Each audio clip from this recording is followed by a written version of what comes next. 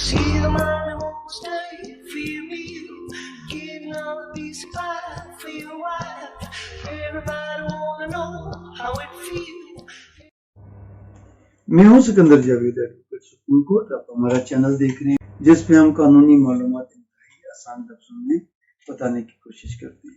फौजदारी वकालत के सिलसिले में हमने काफी लेक्चर्स जो हैं वो रिकॉर्ड किए हैं किस्तवार। अगर आप हमारे YouTube चैनल पे ये तमाम लेक्चर्स जो है अगर तरतीब से देख लें तो आप एक बहुत अच्छे फौजदारी के वकील बन सकते हैं। तो आज हमने जो है वो एक लेक्चर रिकॉर्ड करना है थाने का जो मुहर्रर होता है उसके बारे में। तो मुहर्रर की कोई अंग्रेजी नहीं है, उसको अंग्रेजी में भी मुहर्रर ही कहते हैं। और ये थाने का इंचार्ज तो नहीं होता, लेकिन ये थाने का ऑल इन ऑल इसको आम लफ्जों में कहा जाता है। क्यों कि SHO से ज्यादा थाने का मुहर्रर बाखबर होता है थाने के मामलात के बारे में। थाने का जो मुहर्रर होता है उसके पास थाने के तमाम रजिस्टर होते हैं। वो एक किस्म का खजानची है। जैसे किसी जमाने में बादशाहों का जो खजाने का जो इंचार्ज होता था वो बड़ा अहम होता था, वो बादशाह सलामत को बताता था कि ये कुछ पड़ा है जी। तो वो जो थाने के मामलात हैं वो क्योंकि सबसे बाखबर जो है वो मुहर्रर होता है थाने का, तो SHO का लाडला भी होता है वो, क्योंकि SHO को पता है कि इसी ने मुझे गाइड करना है, इसी ने मुझे बताना है। SHO तो बदलते रहते हैं, लेकिन जो थाने के मुहर्रर हैं ये बहुत कम तब्दील होते हैं, इनको नहीं तब्दील किया जाता। पहले जो होते थे हेड कांस्टेबल जो है वो थाने का मुहर्रर होता था, लेकिन उसके बाद उन्होंने कहा नहीं, पुलिस अफसर होना चाहिए। अब कम से कम ASI होता है, असिस्टेंट सब इंस्पेक्टर जो है वो मुहर्रर होता है, और 3 शिफ्टों में या 2 शिफ्टों में ये मुहर्रर चलते हैं। एक दिन का मुहर्रर होता है, एक रात का मुहर्रर होता है, और वो हर वक्त थाने में मौजूद रहते हैं।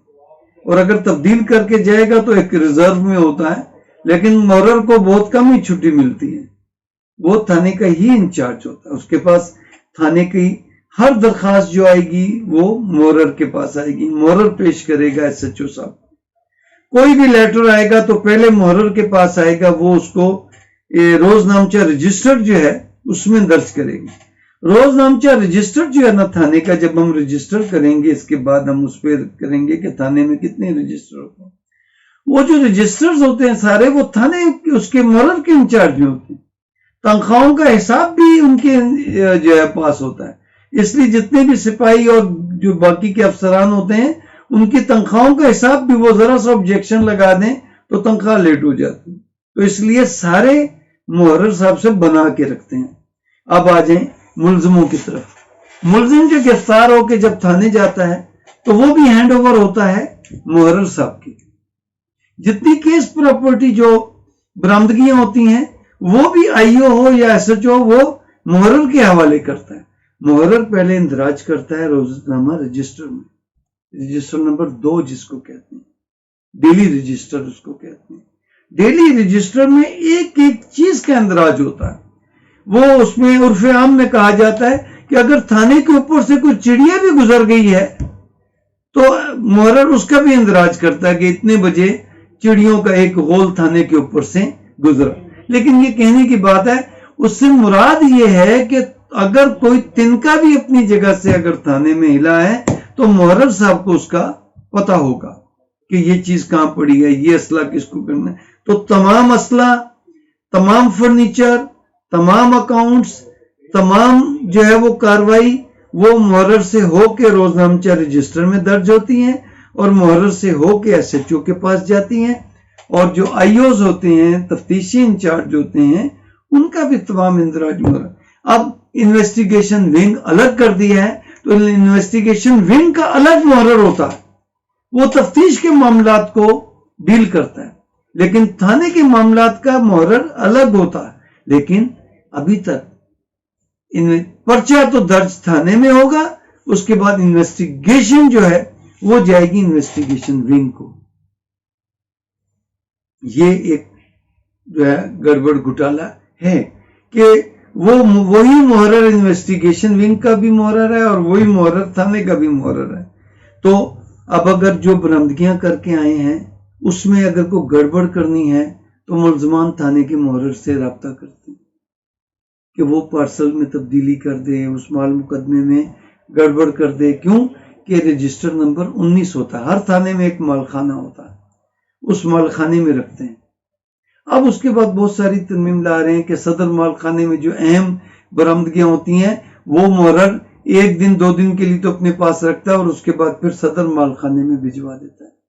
لیکن جب تک وہ رجسٹر نمبر 19 میں رکھتا ہے اندراج کر کے مال خانے میں رکھے گا. جب مال خانے سے مال باہر نکالے گا تو رجسٹر نمبر 19 میں بھی درج کرے گا اور روزنامچہ رجسٹر میں بھی درج کرے گا. اور جب مال خانے میں رکھے گا تو پہلے روزنامچہ رجسٹر میں اندراج کرے گا، پھر رجسٹر نمبر 19 میں اندراج کرے گا، ٹائم کا اندراج کرے گا اور پھر مال خانے میں رکھے گا. تو کہنے کا مطلب ہے جو محرر کا ڈیوٹیاں ہیں یہ بڑی اہم ڈیوٹی ہیں. پولیس رولز کے مطابق جو چیپٹر 22 ہے اس میں باقاعدہ ایک رول دیا گیا ہے، وہ ہے رول نمبر 3. محرر تھانہ عام طور پر ایک اسسٹنٹ سب انسپیکٹر ہوتا ہے جسے ASI ہوتا ہے. یہ پہلے امینڈمنٹ، پہلے ایک ہیڈ کانسٹیبل کو جو بنا دیا جاتا تھا لیکن اب نہیں.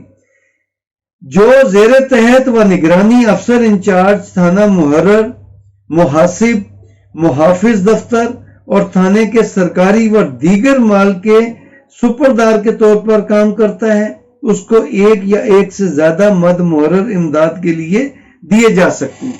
مطلب ایک ہیڈ محرر ہوتا ہے اور اس کو امداد کے لیے وہ 24 گھنٹے تو نہیں جاگ سکتا، تو اس کو جو ہے وہ امدادی محرر دیے جاتے ہیں جو ایسے جیسے لیٹ آورز میں تھانے کے جو رات کے اوقات میں اگر ہیں تو وہ جو امدادی ہے اگر اہم کوئی بات ہوگی، اطلاع آ گئی، وہ فوراً جائے گا محرر کو جگا دے گا کہ سر جی یہ اطلاع آئی ہے کی کرنا، وہ فوراً منہ دھو کے آ جائے گا.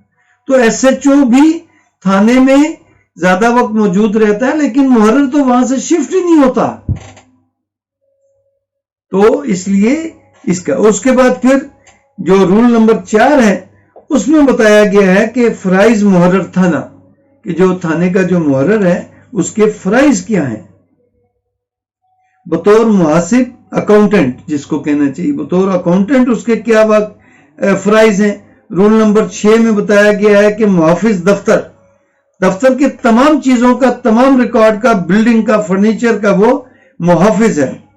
اور اس کے بعد رول نمبر 7 ہے بطور سپردار، کوئی مال جا رہا ہے، کوئی آ رہا ہے، کوئی مال مقدمہ کہیں بھیجنا ہے، کہیں آنا ہے، کوئی مال مویشی جو ہے وہ آ گئے ہیں آوارہ گرد، تو کوئی بچے لاپتہ ہو گئے ہیں، تو کوئی بھی اطلاع تھانے میں اگر پرچہ درج ہونے کے لیے آ رہی ہیں تو وہ تمام کا جو ہے اس کے پاس جو ہے وہ فرائض ہیں لکھے ہوئے کہ وہ کیسے جو ہے ان کو فرائض کرے گا. تو اگر آپ کا اس محرر کے بارے میں، کیونکہ جب یہ محرر ایویڈنس کے لیے تھانے میں آتا ہے تو اس سے پھر اس کے مطابق جب آپ کو پتہ ہو اس نے مال مقدمہ کب لیا تھا، اس کو روزنامچہ رجسٹر منگوایا جاتا ہے کہ یہ اطلاع کب آئی تھی، تو جب آپ کو محرر کا پتہ ہوگا کہ اس کے فرائض کیا کیا ہیں تو تبھی تو آپ جرا میں کراس ایگزامینیشن سے اس سے کچھ پوچھ پائیں گے. جب آپ کو پتہ ہی نہیں ہوگا کہ محرر کی فرائض کیا ہیں تو اس سے کیا پوچھیں گے کدو. تو اس لیے آپ کو پولیس رولز کا مطالعہ کرنا چاہیے، کیونکہ CRPC میں تو مین چیزیں دی گئی ہیں کہ انویسٹیگیشن کریں گے. اب انویسٹیگیشن کیسے کریں گے وہ تو پولیس رولز میں لکھا ہوا ہے، پورا ایک چیپٹر ہے انویسٹیگیشن کا. تو اس لیے یہ جو 4-5 چیپٹرز ہیں پولیس رولز کے، یہ آپ کو ضرور بڑے ڈیپلی پڑھنے چاہیے. اور قسطوں میں پڑھنے چاہیے، ایک دفعہ میں نہیں سمجھ آتی. یہ جو لیجسلیشن ہے یہ کیونکہ وہ جینیس لوگوں نے یہ رولز، اور یہ رولز تو نام ہے، اصل میں تو یہ لیجسلیشن ہے، سیکشنز ہیں، اس میں تو کبھی کبھار تبدیلیاں ہوتی ہیں. اور یہ جینیس لوگوں نے بنائے ہیں، تو انہوں نے دریا کو کوزے میں نہیں بند کیا بلکہ سمندر کو کوزے میں بند کیا. تو ان کے ایک ایک کاما فل سٹاپ کو سمجھنے کے لیے بھی بڑا ایک پریکٹیکل وقت، لیکن پڑھیں گے تو سمجھ آئے گی. 1 دفعہ 2 دفعہ 40 سال بعد بھی آج اب تک بہت ساری چیزیں جب سمجھ نہیں آتی تو دوبارہ پڑھتے ہیں تو اس کی نئی بات جو ہے وہ سمجھ میں آتی ہے. تو اس لیے آپ ہمارے لیکچرز کو بار بار سنیں، اور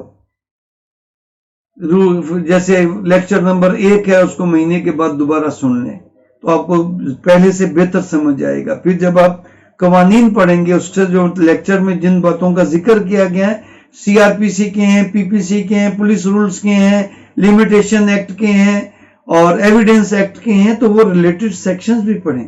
پھر آپ کو چیزیں سمجھ میں آئیں گی بہتر. وکالت جو ہے وہ کوئی جادو نہیں ہے جو آپ سیکھ جائیں گے، کوئی کیپسول نہیں ہے کہ آپ کھائیں گے تو آپ کو وکالت آ جائے گی. نہیں، وکالت تو کرنے سے آئے گی، پوچھنے سے آئے گی. ان لوگوں سے پوچھنے کا فائدہ ہے جنہوں نے کبھی وکالت خود کی ہو، عملی وکالت کی ہو. عملی وکالت میں اکثر یہ کہتا ہوں جو پریکٹسنگ ایڈوکیٹ ہوں وہی باریکیاں اور پیچیدگیاں بتا سکتے ہیں آپ کو. قانون کی پیچیدگیاں انہوں نے مختلف اینگل سے اپنے زمانے میں پڑھی ہیں، کیونکہ لیکچرز بہت سارے میں ویڈیوز دیکھتا ہوں جو لیکچرز پڑھے کراس ایگزامینیشن پہ. میں ان کے بتاؤں گا نہیں، ان کا نام نہیں لیتا ہوں، لیکن ان میں سے بہت سارے ایسے دوست ہیں جنہوں نے کبھی کراس ایگزامینیشن کیا ہی نہیں، جنہوں نے پریکٹیکل کبھی کو ٹرائل ہی نہیں کیا، اور وہ کراس ایگزامینیشن پہ لیکچرز دے رہے ہیں. تو لطیفے تو دنیا میں ہی ہوتے ہیں نا. تو بہرحال آپ ایسے دوستوں کی ویڈیوز دیکھیں زیادہ. میں نہیں بتاؤں گا کس کی دیکھیں کہ جن کے بارے میں آپ کو یہ پتا ہو کہ انہوں نے پریکٹیکل وکالت کی ہے. کتابوں سے پڑھ کے آپ لیکچر تو دے سکتے ہیں، بہت اچھا دے سکتے ہیں، لیکن وکالت کی عملی چیزیں تو آپ کو انہی سے ملیں گی جنہوں نے عملی طور پر وکالت کی ہو. تو آپ کو ہمارا لیکچر کیسا لگا بتائیے گا. ہمارے لیکچر کو شیئر بھی کریں اور کمنٹس بھی کریں، اور آپ ہمیں بتائیں. آپ نے اپنے کسی کیس کا مشورہ کرنا ہو تو ڈسکرپشن میں میرا ایڈریس بھی اور میرا فون نمبر بھی لکھا ہے. آپ اپنے کیسز کا مشورہ بھی کر سکتے ہیں. آپ نے کوئی سوال پوچھنا ہو تو آپ مجھے کال بھی کر سکتے ہیں، لیکن رات 9 بجے سے پہلے. اور آپ میں سے SMS بھی کر سکتے ہیں، واٹس ایپ میسج بھی کر سکتے ہیں، اور آپ کمنٹس بھی کر سکتے ہیں. اپنے دوستوں کو ضرور کہیے گا. اور اگر آپ نے ابھی تک ہمارا چینل سبسکرائب نہیں کیا تو سبسکرائب بھی کریں، اور بیل کا بٹن ضرور دبائیں تاکہ ہر نئی ویڈیو آپ کو ملتی رہے.